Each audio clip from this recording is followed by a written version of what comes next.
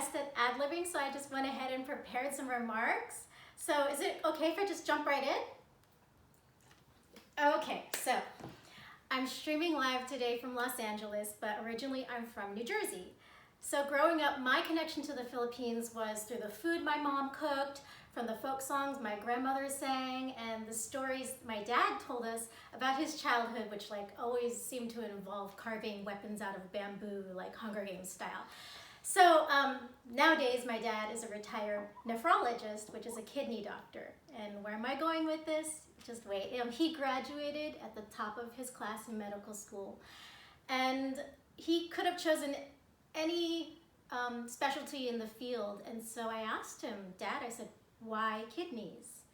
And he said, because at the end of my schooling, I realized that kidneys were that one thing that I knew the least about.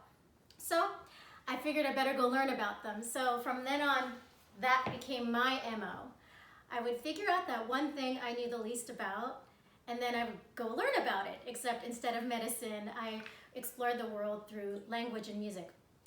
So I grew up playing music, and that included xylophone in the high school marching band. And so in the marching band, earning respect from the boys was no easy task. And so no matter how hard I played, how fast I played, as soon as the music was done, I became the football, literally. They would pick me up and throw me around, and it was totally demeaning. And that's how I came to understand that playing percussion involved gender and power negotiations, and it made me attuned to this idea of women playing percussion. So my older sister, Chris, she told me about a Philippine xylophone of a kind, and it's called kulintang. We heard about kulintang from Dr. Mary Talusan Lacanlale not too long ago. She's my colleague, very close friend. So as she introduced, it's a gong and drum tradition found from the Muslim regions of Mindanao, which is the island where my mother comes from. So a master musician named Danny Calanduyan was visiting New York, and I just jumped at the chance to learn from him. Mind you, I was 15, never been to the city before on my own, so I hopped on a bus to New York and a taxi and fended off a mugger and found my way to this unmarked dance studio in a sketchy part of town. So Guru Danny, rest in peace, he welcomed me and invited me to sit down at this instrument. It was the craziest thing I'd ever seen, and he played the scale so I can hear the scale and orient my ear.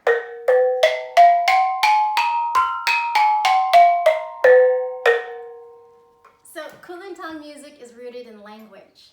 Regional dialects, local accents, poetic meter, the rising and falling of conversation, and even jokes, they make their way into the rhythms and the melodies. And so American newbies like me are first taught this beginner song called Kandi Tagaunan. It's based on this happy children's song about sweet potatoes, and it's a dialogic song, meaning that it's a conversation between two people. One of them is someone named Di Tagaunan. But there's also an adult version of this song, which is a dialogue between two suffering lovers. I'll just sing the song version. Adi tagahonan na opang kapogahoni, sa kiyang ginawa itaka, adi sokala, adi sokadawang aram. So if the lower gongs represent kind of a male voice and the higher gongs a more female voice, then you can use these high and low gong registers to structure an improvisation that brings out emotions of this imagined conversation.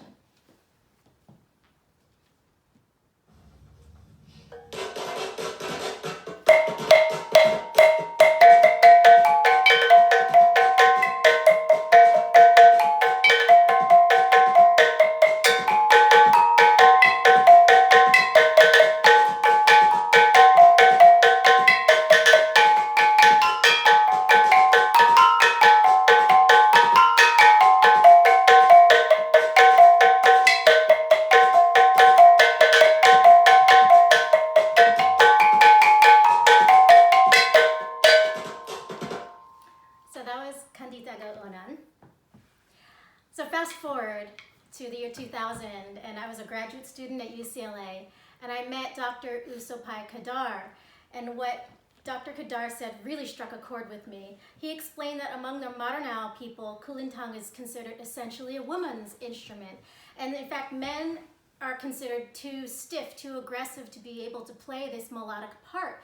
And so he himself, being a Maranao of royal lineage, Usopai grew up learning kulintang from his female relatives. His mother and older sister were well known and widely respected in the region for their extraordinary talents. So Dr. Kadar, he honors their legacy by researching and teaching about the Maranao female art of performance. And so I too, as his student, I try to honor them by studying and sharing what I'm learning along the way with our Filipino-American community here in Southern California. So among the Maranao people, the female culture bearer is called the Onor. The Onor, she's a triple threat. She engages her entire body while chanting, dancing, singing, and playing instruments at the highest levels. And as master of ceremony, she'll welcome everyone with a chant and chant her expectations for a successful event. So my good friend Dr. Bernard Eliarin has done research, and he also has shared this wonderful chant that a Maranao Onor sings about love. Gini gini ka hapir kai kulata kansa kasamandira maksa diwang amatam parsa kana na paginay kaapir ka ubang ka kadangin kasad. Excuse me. Whew. Online stage fright. I lost my spot. Iyang kadiak kapo marandong sa anamaran dong iyang kabadang ka kabasa ngaran tasa sa nang natutok korang kaniya na paginaong ka kaapir ka ubang ka kaduangi ka sa kanikada.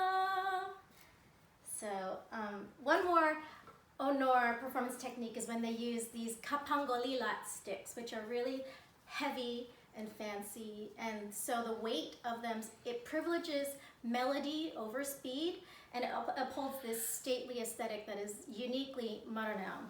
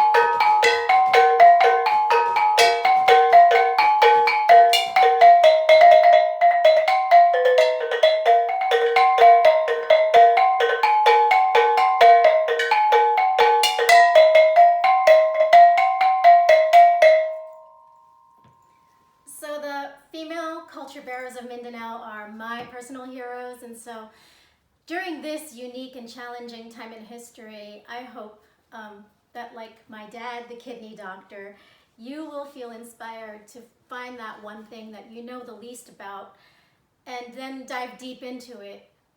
You know, if you can study, learn, take this time to practice, so that when we all emerge back out into this world, we can exude the calm confidence of the honor as we can take control of our situation. Do we have any questions or conversation?